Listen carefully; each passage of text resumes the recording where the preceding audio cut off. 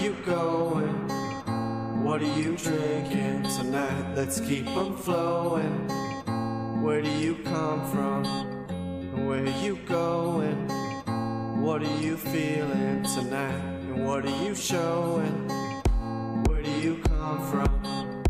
Where do you come from? Where do you come from? Where do you come from? Where do you come from? Where are you going? What are you drinking tonight? Let's keep them flowing.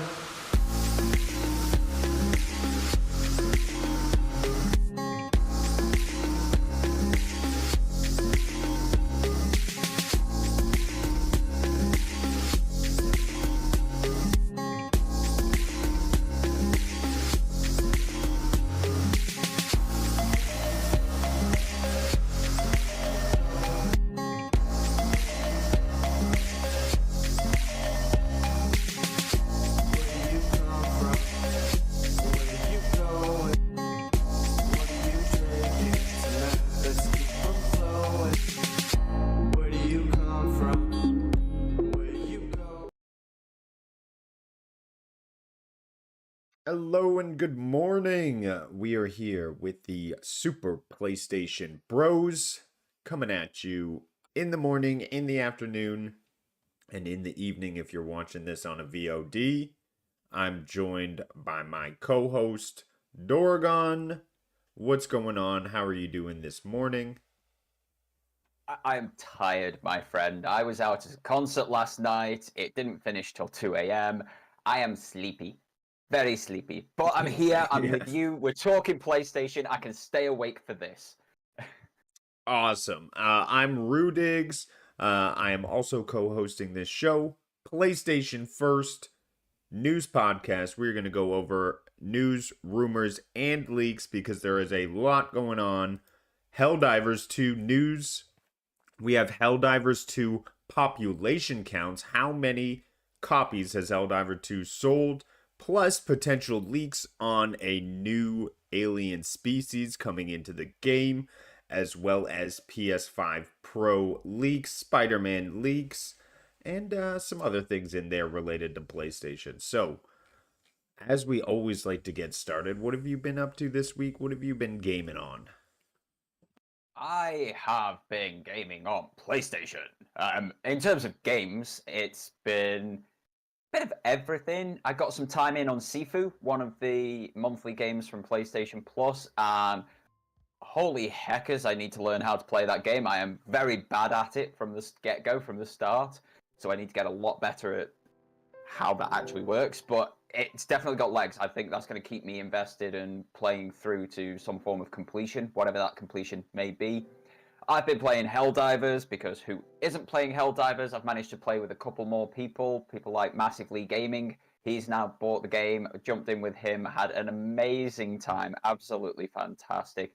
And of course, I'm still on that Beat Saber grind to try and get that platinum, and I am no closer this week than I was last week, which has rather annoyed me. So that's where I'm at with my gaming at this moment in time.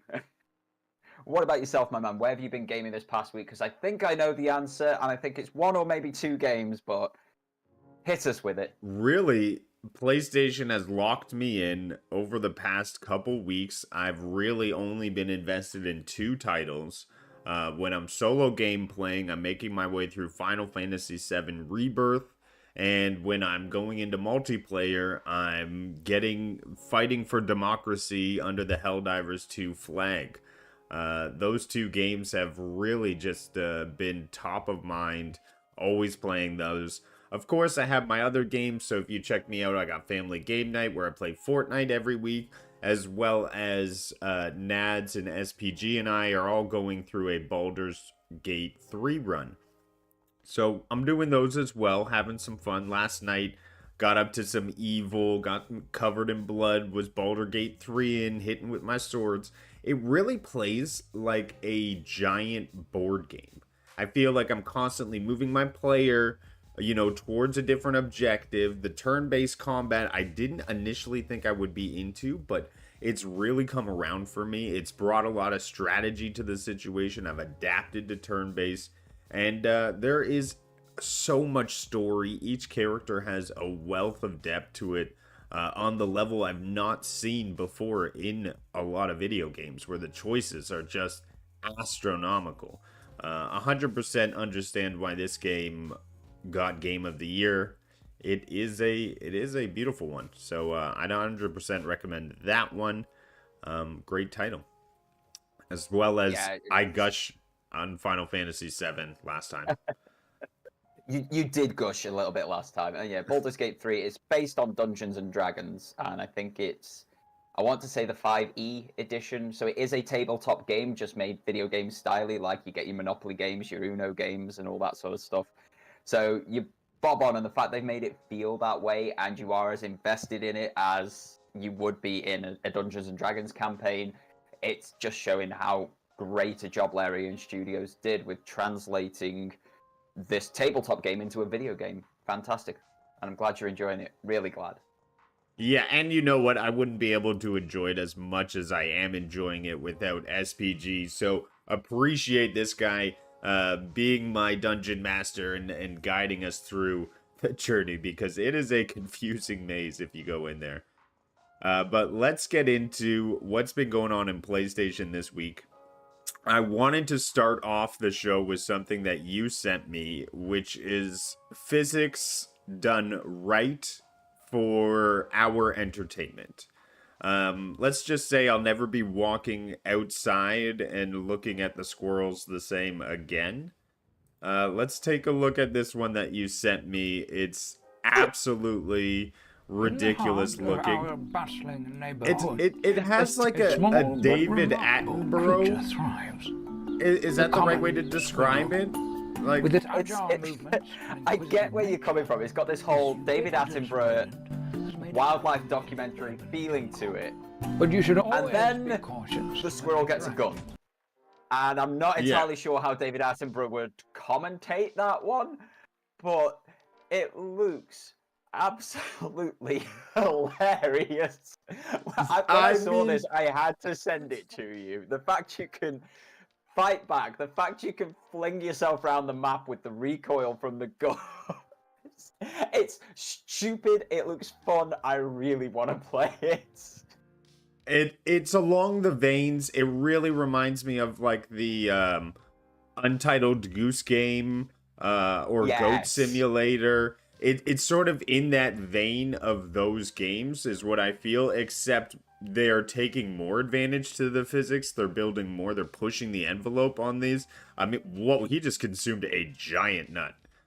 Jeez.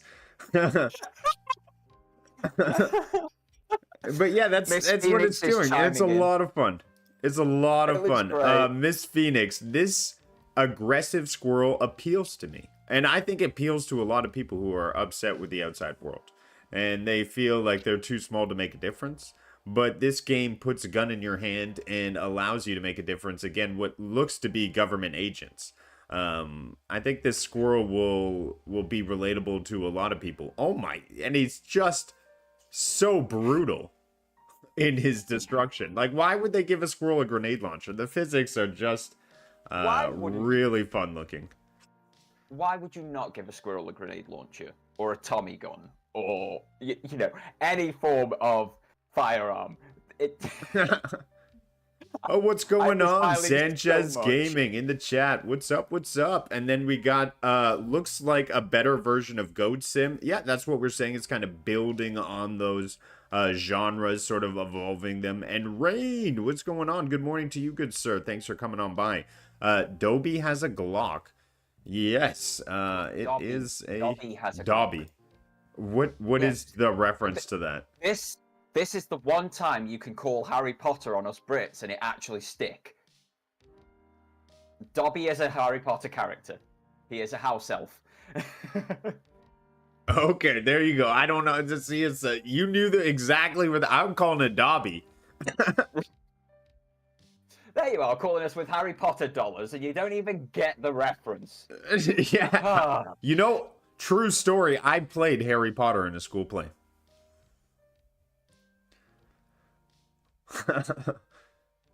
I don't have words. Oh, Oh, Wibble, how dare you? Was a house elf, says Wibble. Oh! Everyone everybody's knows hearts who just Dobby exploded. is, Rue. So much hate. I don't know who Dobby is. Wait, is it Dobby or Dobby? It's Dobby. Dobby. Dobby. See, what's a Dobby? Thank you, Maker. I think Maker's just coming to your aid here because he realizes how outnumbered you are. Oh, was a house elf Dorgon. Sounds like spoilers in the Very chat. spoilers. Sanchez says Reaver might like this game. He's played a lot of Goat Sims for sure. Yeah. This game comes out later in 2024. It's releasing for all platforms, and again, we're seeing Unreal Engine really be taken advantage of, and I really think that's the best place to experiment with all of these physics-based mechanics. But yeah, it looks like chaos. It looks like Goat Sim evolved to me. It looks great. I've been smiling through this entire segment. My face really hurts now. Can we move on to something less funny? Yes, something less funny. The only bit of VR news we have this week, apparently Sony is reportedly pausing PSVR2 production to clear excess inventory. Sales of the $550 headset are reportedly slowing due to lack of games, allowing inventory to pile up. And unfortunately, this is the case. However, Bloomberg suggests that there is content out there.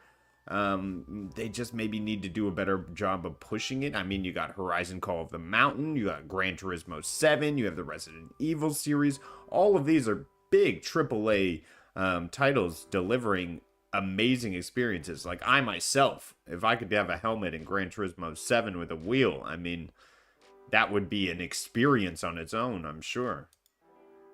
It's an experience with just a controller, because I don't have the wheel, but I do have GT7, I do have the headset, and it's a phenomenal experience. I think the headset's well worth the price of entry, personally. It's £529 here in the UK on its own. I've had that level of entertainment out of the headset in the year that I've had it. It's absolutely phenomenal, but if they're not selling through stock, you've got to pause creation of new stock to sell the old stock. This is how businesses work in all sorts of industries. I think we're going to see a bit of a slow burn on the PlayStation VR2, similar to what we did with the original PlayStation VR, but I think that slow burn is going to ignite quite heavily later this year if that PC VR side of PSVR2 comes through as well. So we know that they've been testing the headset to work with Steam VR, and if they get that working, if that comes out later in 2024, as Sony are trying to get it to do, that is going to be a massive catalyst under the headset. It's then one of the cheapest on the market with some of the highest specs on the market that is multi-platform compatible like no other.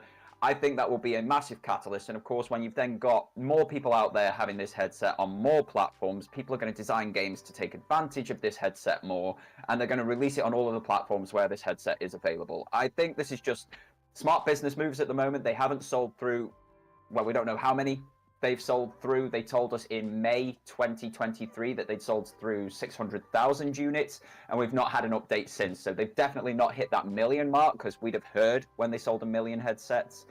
But it makes sense. It is a bit sad to hear, because I am absolutely loving my PSVR2 journey. I think the software library is absolutely fantastic, especially if it's your first or only VR option in the home. It opens up so many doors that you've never experienced before. But yeah, it just needs a bit of time, and it's all about software support. You can have the most technologically advanced bit of hardware on the planet, but if there's no software to use on it, there's no point to that technological advancement. So we've got this amazing headset, we've got some amazing software with it. We just need more of it to convince more people to jump into the ecosystem and allow it to snowball and grow that way. I agree. Definitely more software support is needed, and this PC compatibility will help, allowing the headset to have more legs. But we will let you know when PC compatibility comes to fruition. Right now, they are just testing it. So we'll, of course, keep everyone updated here. But let's move on from the headset, much like Sony is. Oh, Although, savage. I'm sure we'll see some first-party games coming out soon. I mean, they've got to have a plan for the latter half of the year, I would assume. So I'm hoping we see some VR titles really sort of push the boundaries, because I feel like we had something good with Call of the Mountain. You just need to follow it up with the latter half of the year. Give us something different, Sony exclusive. I'm talking Demon Souls in VR, something of that caliber, but a different genre to really bring more people into VR. I would assume they have a plan for that. You would But hope we'll so. see. If you release an entire new VR platform separate from what your previous one was, with no backwards compatibility, you hope there's some form of plan in place for the future. We just haven't heard of it, but that has been PlayStation and Sony in the past 18 months. They've not told us anything, and it doesn't allow the community to muster many positive feelings when you have no information to work off. So Wibbles says VR hasn't died like 3D TVs did. And I honestly feel like VR is still in its early stages. It will evolve to another place. I don't think it will die like 3D TVs. I just think it's going through growing pains. And I really do think that this will be a future technology we use. Maker says, in my opinion, I think it would have helped if they launched with PC support. I think most people use Quest on PC. It might sell some unless PSVR2 has a big game changer on PC. I don't see it selling a ton. I think they need an exclusive VR game on PSVR that really brings people to say, I need to try this. I need to get on here. And that's what I think they're missing a little bit. Call of the Mountain, it didn't pull me in. But if you have a VR headset, it is a great option to play in. Also, I don't have space to play VR, so I feel a little bad. It's hard for me to comment. Most of the VR titles you can get there's 3 modes of VR. So you've got standing, sitting, and room scale. Things like Gran Turismo 7, you play them sat still. You're in a car, you're not going to be dancing around a room or anything, are you?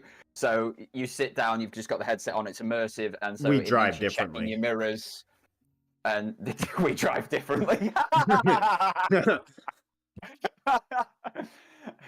So that one's sitting. Call of the Mountain, you're standing still a lot of the time. The most you're doing is like turning in 360 degrees. You're not really, again, jumping around the room, dancing around the room. It's all in arm and head movement that game happens, and then you've just got your sticks to move sideways and dodge and such. I think you would be able to make a lot of use out of VR, even in your current space. It's just a case of whether you can afford the VR. To address Maker's point, I've seen a lot of PC VR users use the PlayStation VR2 headset and beg for PC support because the headset is just leaps and bounds beyond what is on that price point on PC VR. Yes, it's wired. That is going to be a drawback for some people, but that means there's zero latency. That means you're still getting your 4K visuals. You're still getting 120 frames per second. You've got that foveated rendering with eye tracking, which takes a lot of pressure off the GPU so that your games can look absolutely phenomenal to you inside the headset, but the game doesn't need to be rendering everything. I think if this does get a PC release, because of its price point and because of how plug and play it is, I do honestly think it will be a bit of a catalyst, and it could even challenge Quest a lot of the time. Well, time will tell. I think PSVR2 is hurt, but not down and out. They haven't given up completely, and I still believe they have first-party PSVR2 titles in the pipeline ready to go that will bring more people into the landscape of VR2. That's just my expectation, and I do think AR technology will help VR gaming, and I just think that we're in the early growing pains of that technology. I mean, not a lot of people like strapping this thing onto their face just because of sheer weight and heat, and I think that's just a technology thing. I mean, eventually we'll get to smaller, lighter, cooler, and at that point it'll be a no-brainer when the graphics are undeniably amazing and the gameplay is there.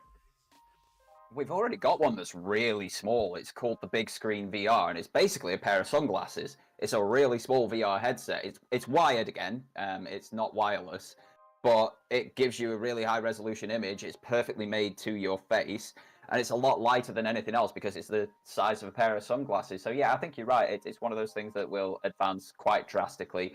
And there's going to be different versions depending on what you want. Like there's different consoles, like there's different PCs and so on and so forth. So yeah, it's a long way from Shots gone. fired. VR. Dorgon, pay your eyes to the chat, and Miss Phoenix I'm is ignoring calling Miss you Phoenix. out. I'm ignoring Miss Phoenix. Okay, because that was a saber to the heart. Oh my goodness.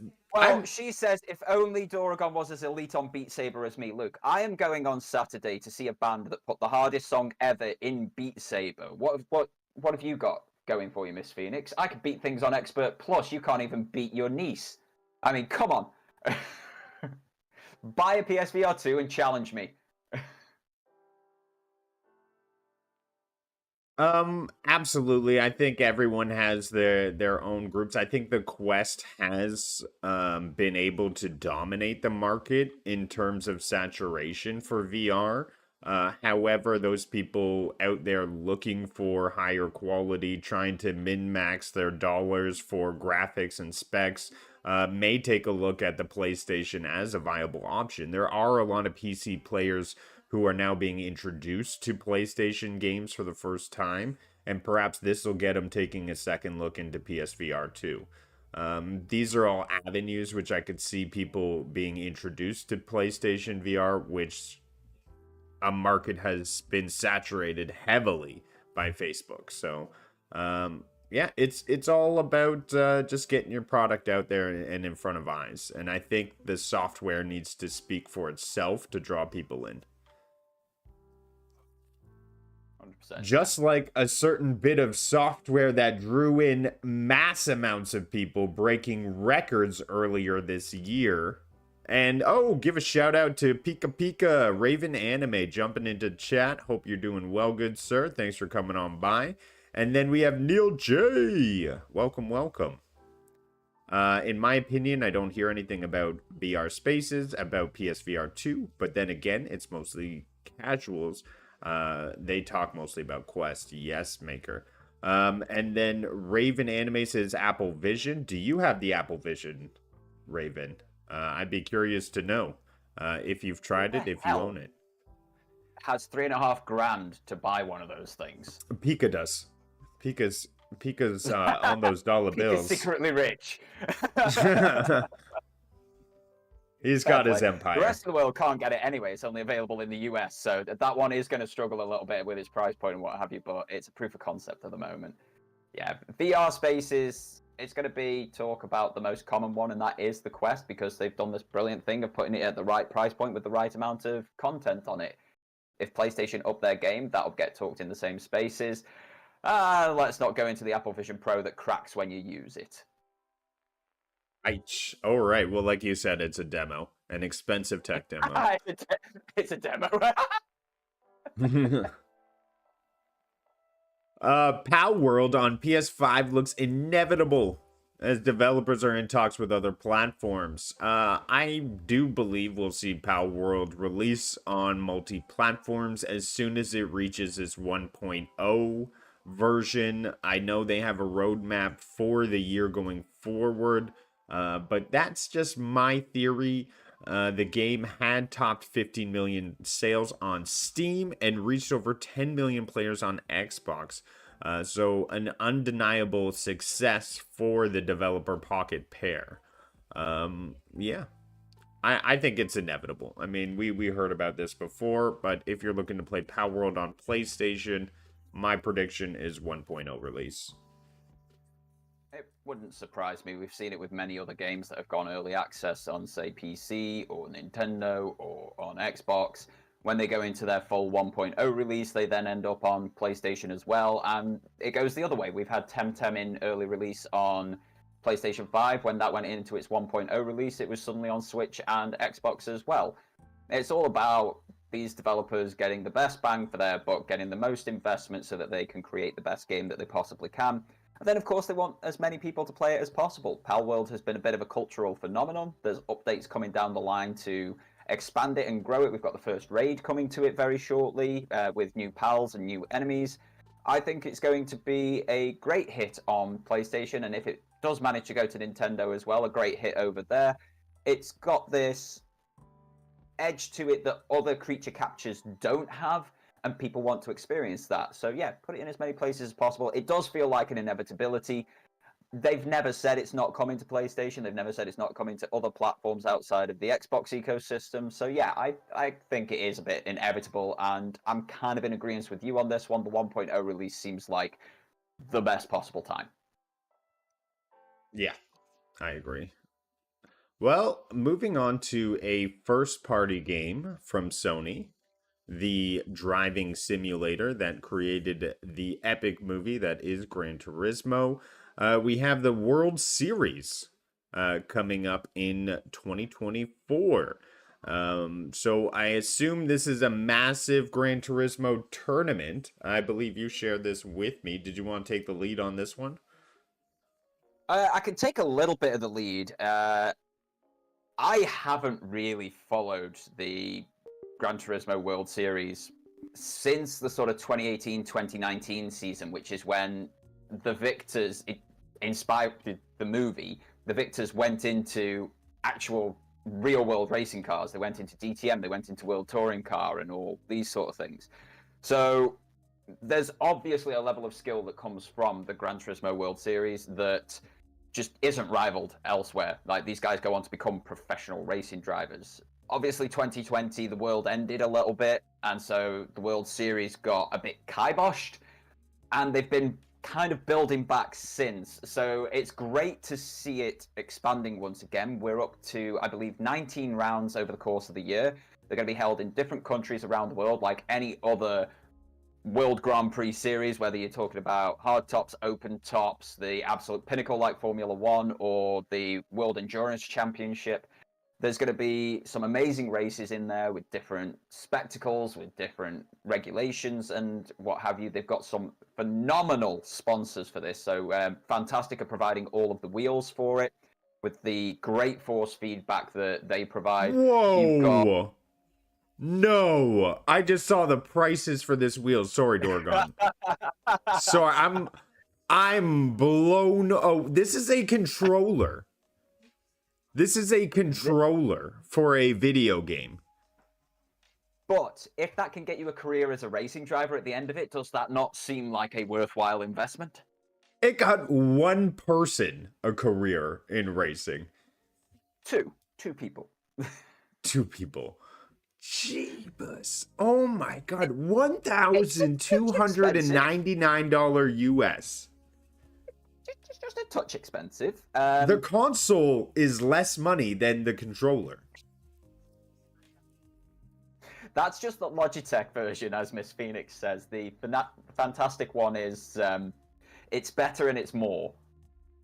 This is the Fnatic Gran Turismo DD Extreme. This is the official controller for Gran Turismo. Sorry, yeah. So that is their top of the line amazing one. I've used one in my local VR arcade. It's incredible. You feel like you're driving one of these machines, and I would not recommend crashing with this thing in your hand. It will rip your wrists apart. Oh my gosh.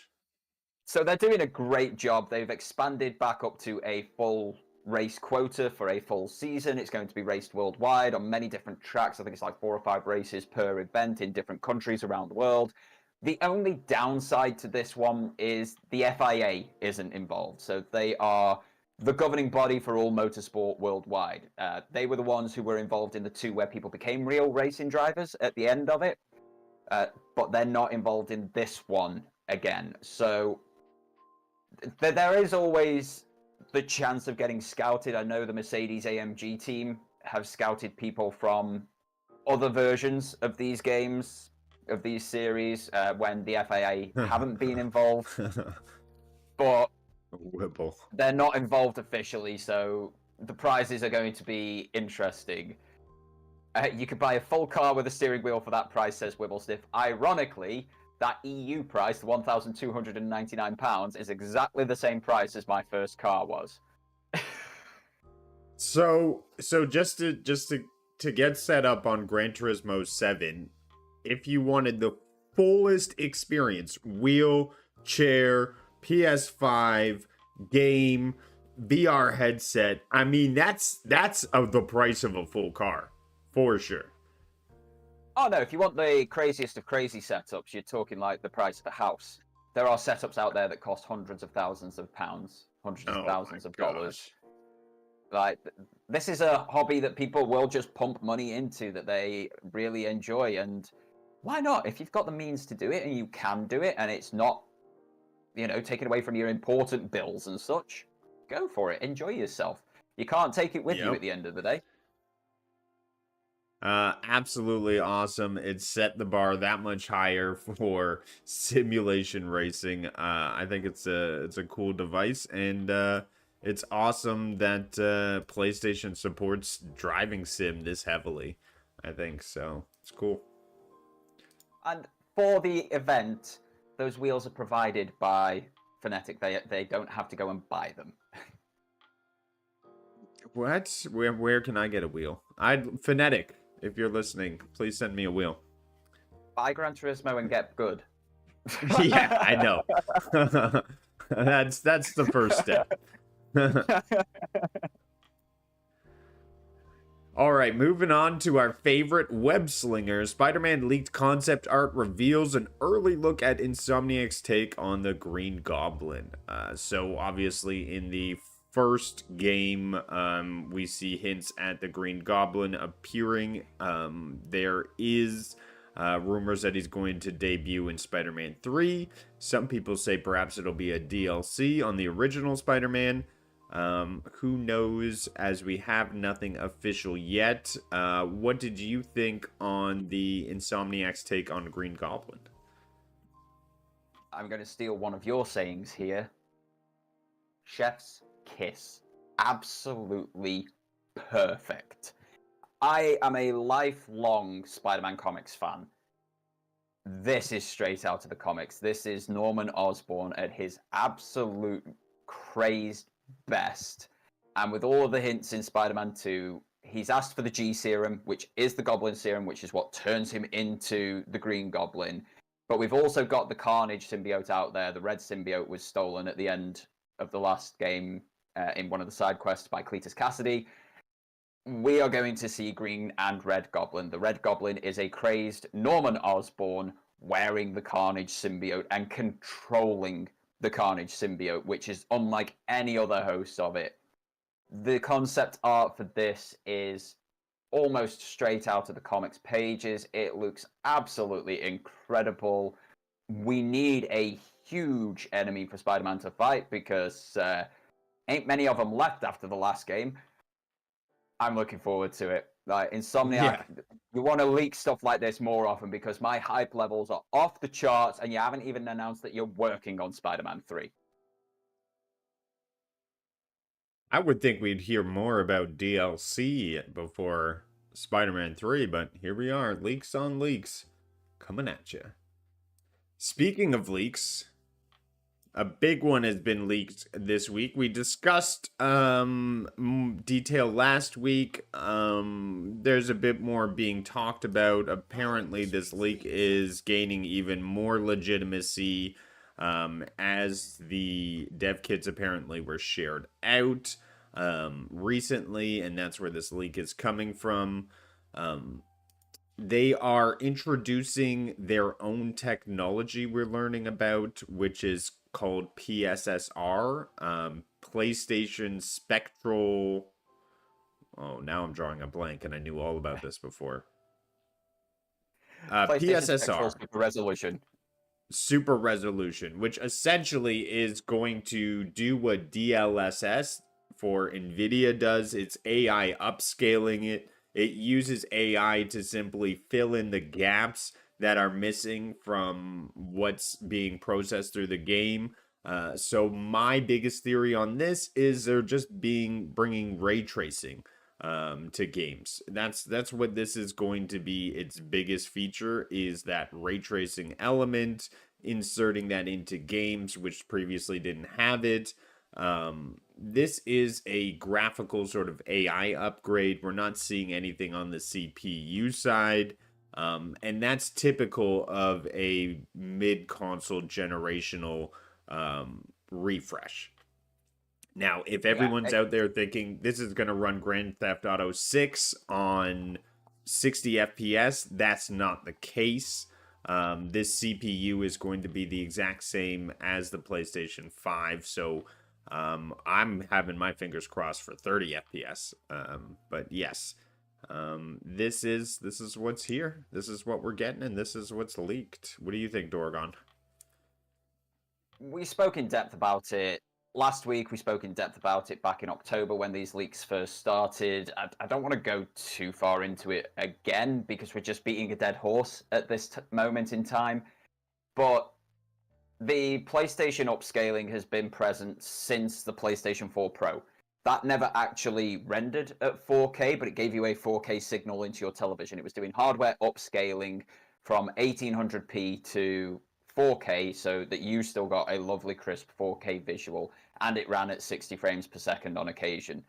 The PS5 had more overhead than the PS4 Pro, so it took those older games, cranked them even higher, and you got things like God of War, Ghost of Tsushima running at native 4K and 60 frames per second.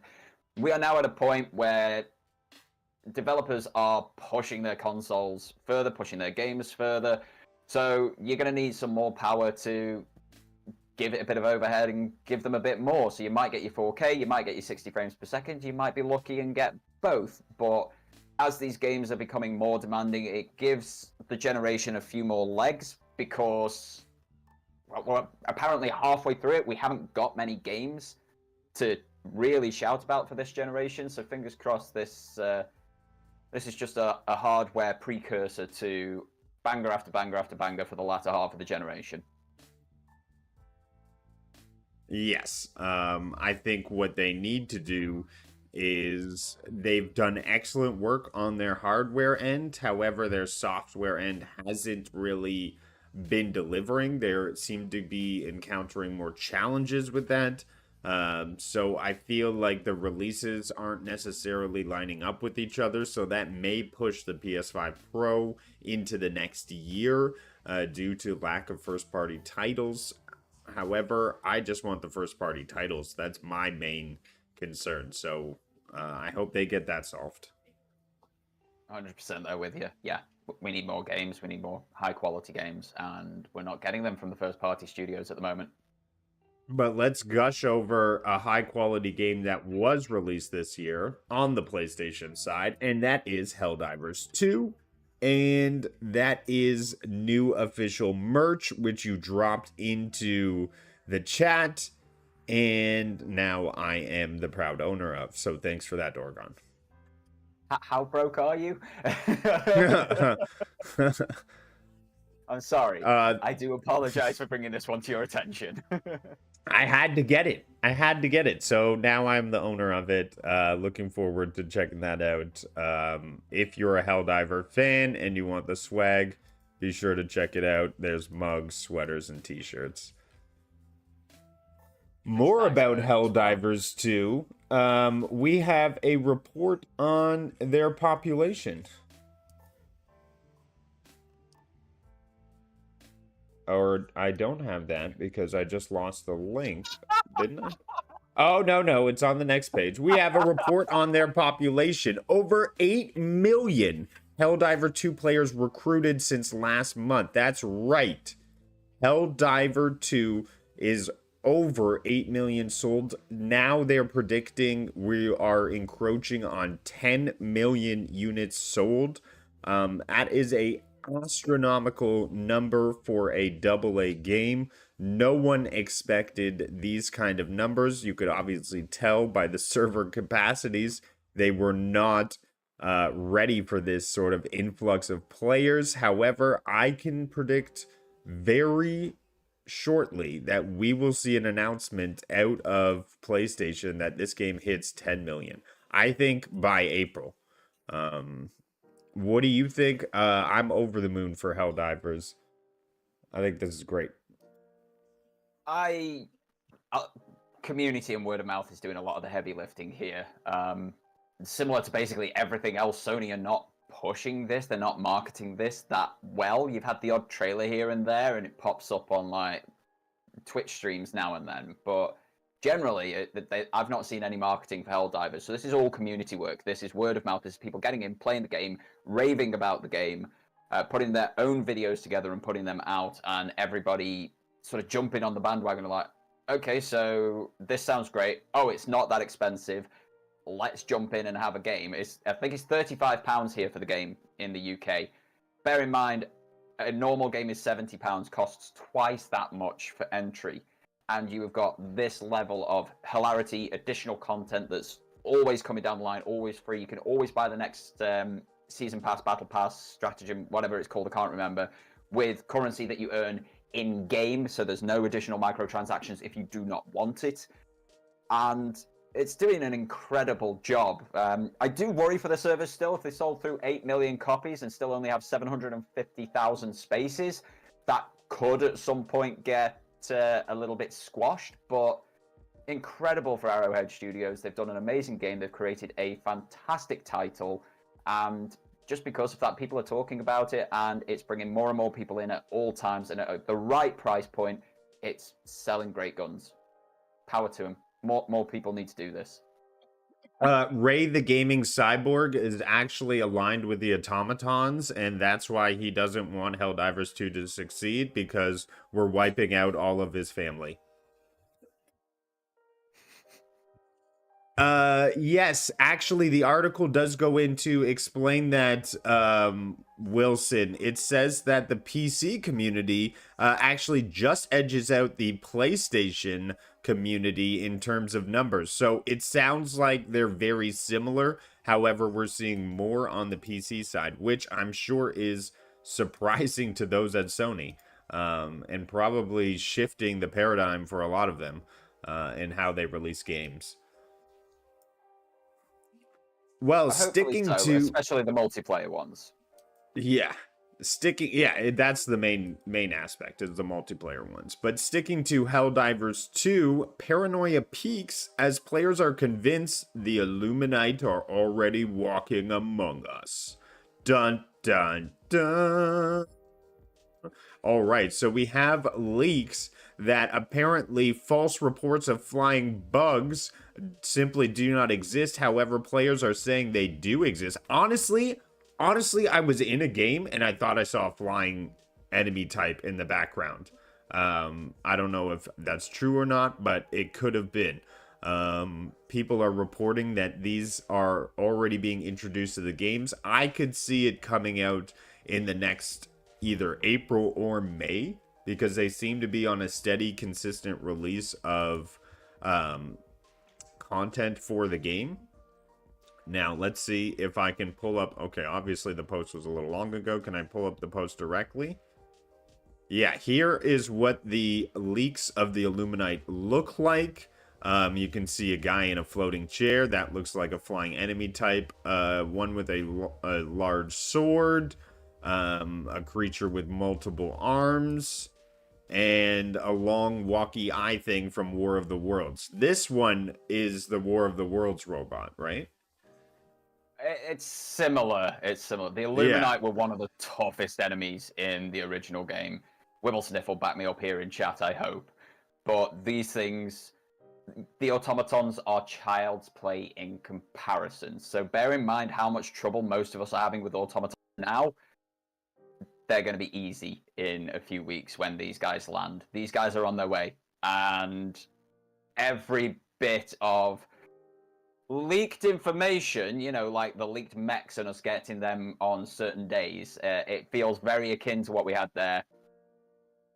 This is going to change the game, and there's going to be a lot of very dead Helldivers. And most of them from the friends again, don't get me wrong. Ray and Miss Phoenix are shouting at me in chat. It's not my fault if your body comes low flying past my face whilst I'm shooting.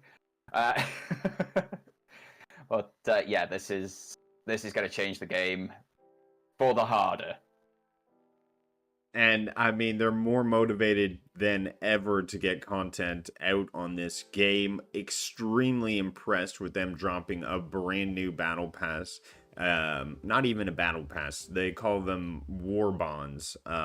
The very next month. And it doesn't even work like a battle pass because it's not on a leveling system. The way they do it is genius. You don't have to be a certain level to jump in and play. You're the same Helldiver as any other Helldiver. So I think there is a great design element to this that just keeps people coming in, playing with new people, and enjoying the world that they created. And I can't wait for the Illuminite. It's fun. Of course, we're going to need new weapons to deal with these guys, so hopefully they launch the vehicles and the new mechs I've been hearing about. So fingers crossed. You don't need a new weapon, trust me. What you need is a meat shield called your teammate. You hold them in front of you whilst you run away. Yes. Well, Phoenix has already implemented that strategy very well in destroying her teammates. Hey, you're just as bad. All right. Start your early access journey today in MLB The Show. And that's right. We have Toronto Blue Jays on the front and center. That's right. Represent. Only Canadian team in the MLB. Baseball. You know, yay. and is there any other teams that even need to be spoken of other than the Blue Jays?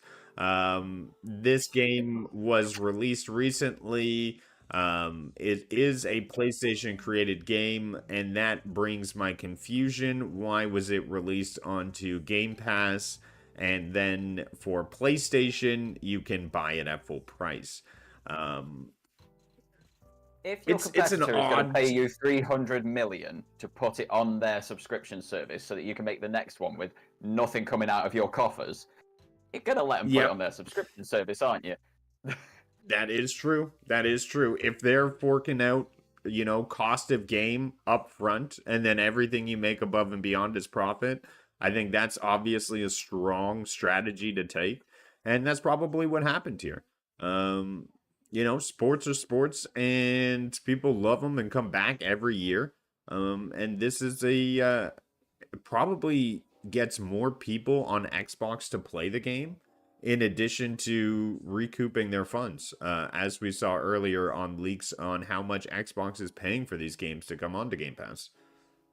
100%, yeah. It's a good thing all around. We know you get more value out of these sort of games if you actually buy them outright, especially if you wait a month or two after launch, because they do come down in price quite drastically. You get way more value than paying for a subscription service to be able to play it. So that's a huge positive for players. Those who already have a subscription service don't care about the value that they're getting personally. They then get to access this as part of their ongoing monthly subscription.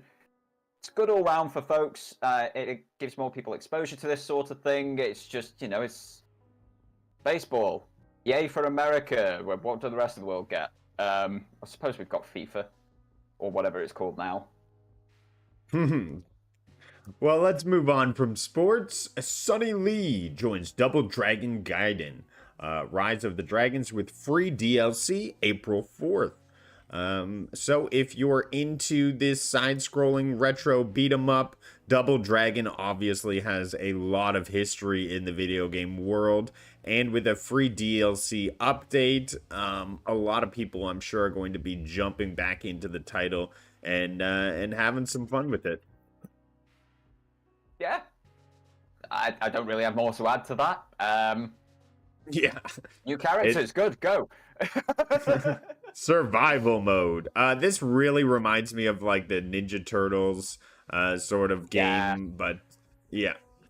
It's easy to jump in with friends and just have that fun, and it's easy to get that nostalgia from the retro.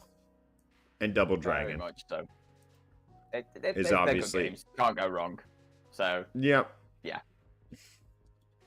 Now we had so much to say on that one, didn't we? Yes. Neil J loved Double Dragon on the NES. Yeah, definitely check it out if you have access to it on another console with this new update. We missed this last time because news always comes out a half an hour after we end our show. But we have some awesome PlayStation Plus games that are now released. The biggest of that being NBA 2K24. And yes, I'll say it live on this podcast. I have put a challenge out there to Ray, the gaming cyborg, Mr. Sports Game Player.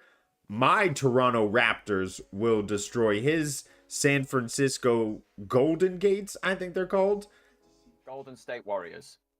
Golden State Warriors. Look at me and my sports knowledge, all right? Challenge is out there. Here. How am I getting the basketball teams? I'm waiting for Ray to accept. He's scared. They got absolutely knocked off the pedestal by the Nuggets last year.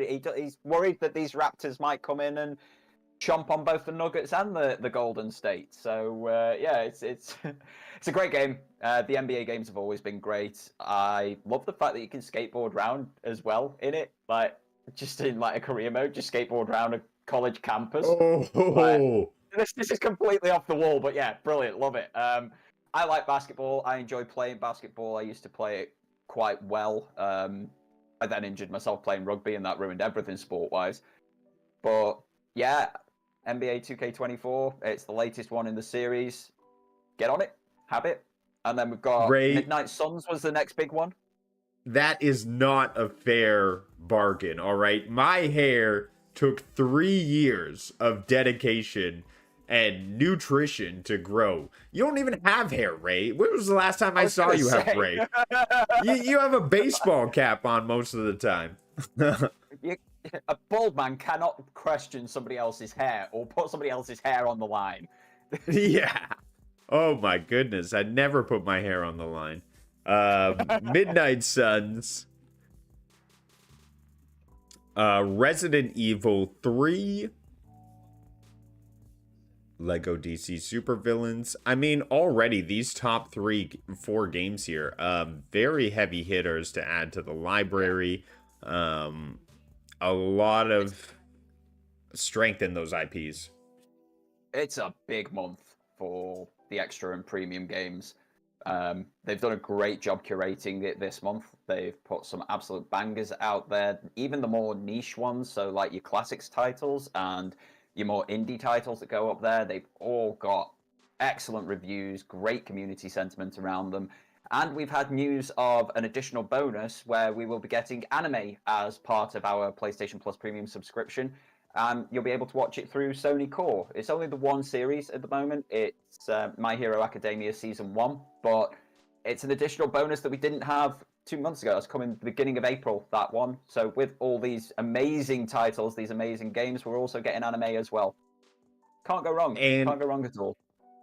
Hopefully we start to see this as a trend. Perhaps this is sort of the first iteration. Perhaps next month we'll get a different show. Maybe it'll be a rotating library. But I look forward to seeing what they provide us. Perhaps it's not only anime. I'd like to see different perks for Sony Core. Hey, maybe this month you get access to Venom.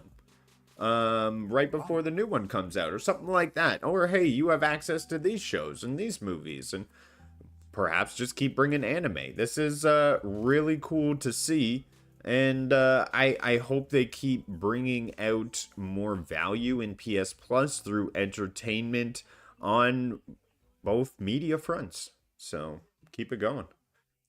Fingers crossed, yeah. It gives you more value to it. It makes that purchase feel better. You're still not getting great value out of it as a consumer, but it's better value.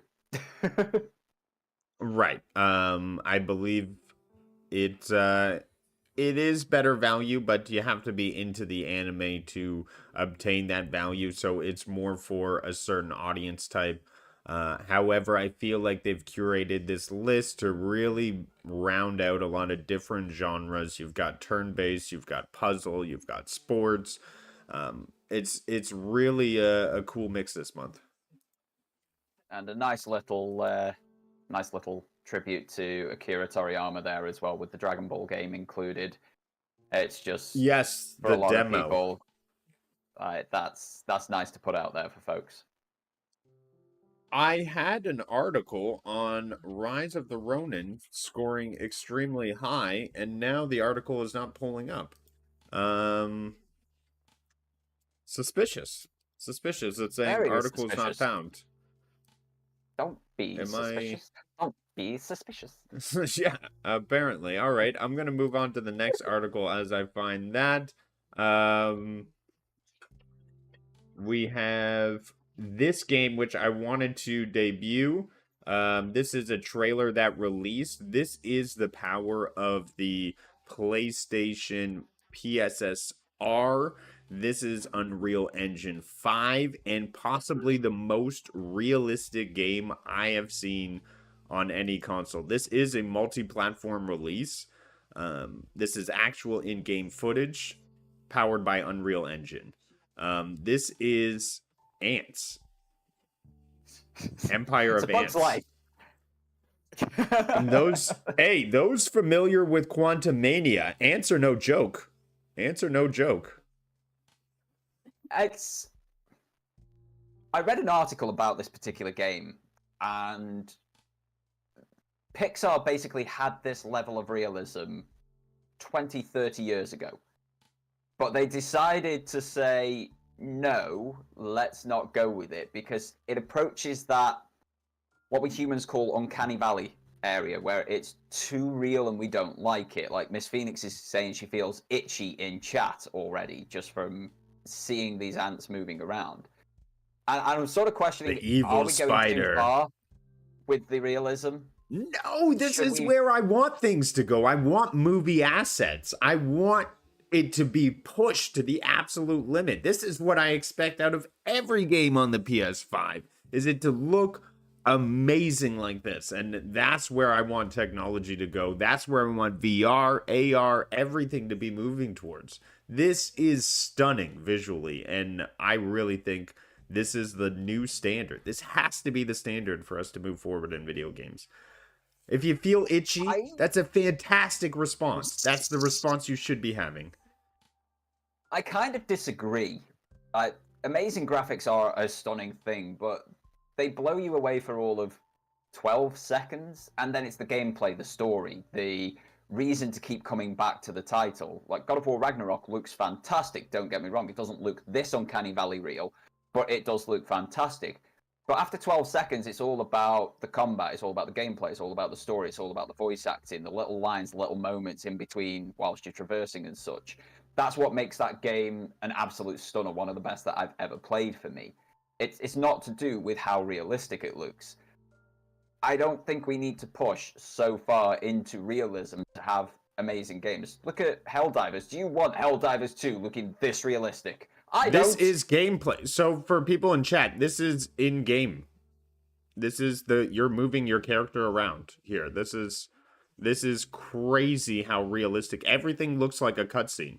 Look at him. He's just navigating. That's in game. I think it's stunning how amazing this looks, and I want more of it. Like Wilson says, I kind of want it now, to be honest. Like, look at that spider. That's the enemy type. Like, the war scenarios that are happening. I want to be the Red Ants. I want to bring destruction and chaos into this world. Like, I want to get into this.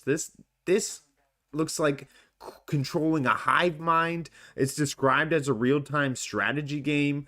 I really think this is something unique, novel, and visually appealing to me. I hope it's good. I really do. I hope it's more than just fancy visuals, but fancy visuals have never sold anything to me, and just looking real like this, that doesn't sell the game. It needs to have great gameplay. It needs to have a great reason to come back. RTS is a great reason to come back anyway, but one of my favorites of all time is Lord of the Rings Battle for Middle-earth. That looks completely unreal. It's very PlayStation 2 era graphics, and it doesn't need to be any better because the gameplay is fantastic. And that's sort of my point. We're pushing so far into this realism. There's so much money going on this realism that they're charging so much more for games that don't need to cost that much because the gameplay is absolutely fine, and it could look 3 or 4 steps lesser and be just as good. Yeah, I hear what you're saying. Put money into the gameplay, right? Make what makes a game great before you dump on a bunch of crazy graphics. Yeah, there's arguments for both sides for sure. But let's jump into the first Rise of the Ronin PS5 review, and the score is sky high. So some of us, we were talking about hearing some review videos that necessarily were giving it not the greatest scores, not the greatest first impressions. However, when given to the outlets that review games, they were giving it high scores and praising it. Previous titles like Wulong and Neo scored 36 out of 40, where this game scored a 37 out of 40 across 4 reviewers. So it's shaping up to be a bit better than I expected. It's nice to see the game receive such high ratings, but you know, I don't know. I don't think it's become a day one for me. I'm still very much into Final Fantasy VII right now. So it's just not there for me on my needs, but I'll look out for it. If it comes on sale, I'll be checking out how it looks like after the fact when it's released, different streamers playing it. So it's got my curiosity piqued, but not enough for a day one. How are you feeling on this title? It's kind of similar, but it's more to the point of what we spoke about last week. The industry is just saturated. We have so many games coming out all at the same time, all at the same price, and that price is sky high comparative to a generation ago, let alone competitors on the market like the £25 Pal World or the £35 Helldivers 2. They're then asking for £70 for 4 games all coming out in the same week. It becomes a bit much. So that's where I'm at. It's more a financial burden that I don't want to get this day one. I want to wait until I've got the money to be able to buy it and not just feel destitute afterwards. I like that the scores are high. I like that they're in that same realm as Neo and Wulong. It's definitely got some legs for me personally. This appeals to me more than is it Dragon's Dogma 2 coming out on the same day? 2. Yeah, exact same day. So this one appeals to me more than Dragon's Dogma 2, but I know Dragon's Dogma 2 appeals more to other people. It's one of those. I do want to play it. I'm very interested in it. I've been interested in this since it was first announced. There are bits of it that I've then seen that have tempered that hype train a little bit and made me take a step back and take a more realistic view at it. So I do think it might be a sale game for me, just when we're in the middle of the year when no other games are launching, because right now we don't know what's coming out after this month. We've basically got a barren release schedule after March. Stellar Blade's coming out. Don't forget that one. Our Bayonetta. And then okay. Wukong Black Myth. That's August 20th. Okay, so between April and August, we've got a blank slate. I'm sure there's games, sports games or something like that coming out. There will be. Like it's undeniable that there will be games, but at this moment in time, there's nothing put in there. So it would be a good one to put into that space, and hopefully it's a touch cheaper at that point, or I can pick it up secondhand on eBay or something for a lot less money and have an even better experience because it's at a price range that's much more palatable. I do think it's going to be good. I really enjoyed Neo. Neo was a great game, and I hope that it keeps that sort of feeling to it, but in this nice samurai setting. All right. Well, I thought I would end off the show with something a little lighthearted and fun. Sony pulls players on favorite games that are not Bloodborne, oddly enough. However, Blue Point's Demon Souls is fair game. So they put up a little voting table on best PlayStation games and brought it to the audience of Twitter. However, I will say what I thought was funny was the top comment, which has more responses and likes. I think it was at 8,000 likes, something like that. No Bloodborne at 9.5k likes, which is more likes than the entire post itself. So that just goes to show you what the community is thinking here. Bloodborne is obviously one of the pinnacle Sony developments out there. But it's nice to see Ghost of Tsushima winning out, Marvel Spider-Man 2, God of War, Last of Us, all the big Sony titles. However, I think if we saw Bloodborne, they would have been top of class. I don't think they would have done. There's a very vocal minority that love and adore and play Bloodborne. It is a very difficult game, and there are so many players who don't like very difficult games, which is why your Spider-Mans do very well with their easy modes and such, and your more casual games do very well because they're accessible to every single player, not just a hardcore elite section of players. It would have done well, do not get me wrong, but it is a small minority that would have been voting for that over the majority voting for something like God of War. But God of War would have absolutely trounced Bloodborne if they'd gone head-to-head in a bracket, because not many people play Bloodborne because it's very difficult. But I like it, and it should win. You're allowed to. You're allowed to. Like And it. You're allowed to Sony have shouldn't the have kept opinion it that off. should. You put 2 Spider-Mans, but you can't put Bloodborne? What? Come on, you put Spider-Man 2 and you put Spider-Man 1 Remastered. That's just not fair. How does Spidey get 2? Because they own all of the rights to those games, whereas they don't own any of the rights to Bloodborne. Which is why it's not had a 60 frames per second patch either. All right. Well, that's enough of me moaning over Bloodborne.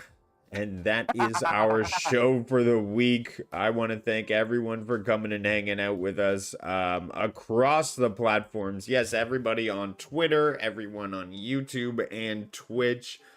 Before we head off on the show, Dorgon, what have you got going on your channel? What can people tune into? I have got a new video up this week going over what is the best cloud gaming service for you. Very different question to what is the best overall. It's what's going to best suit the individual viewer. So go give that one a watch. It does cover PlayStation. It does cover all of the competitors as well.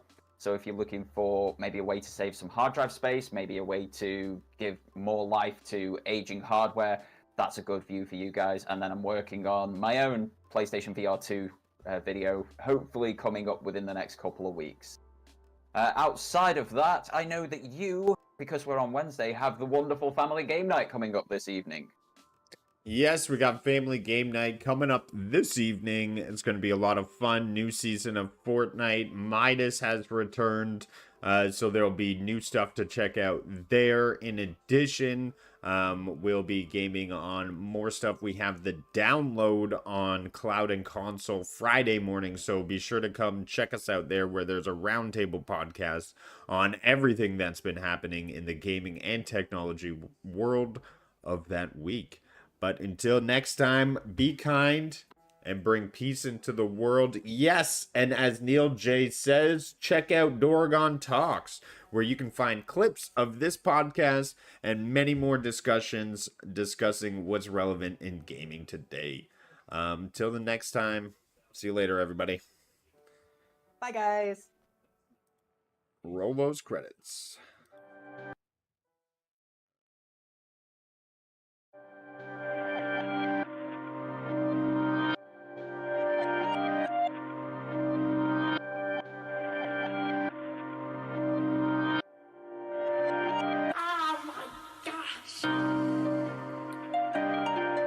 Grove.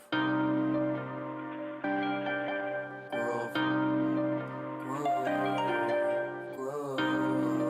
Grove. Why try to believe in me? Why try do I even need to? I die with the season leaves. I glide with the season breeze. True, my mind so easily spooked. I ride just to be the me. Oh, finds hype super decently smooth.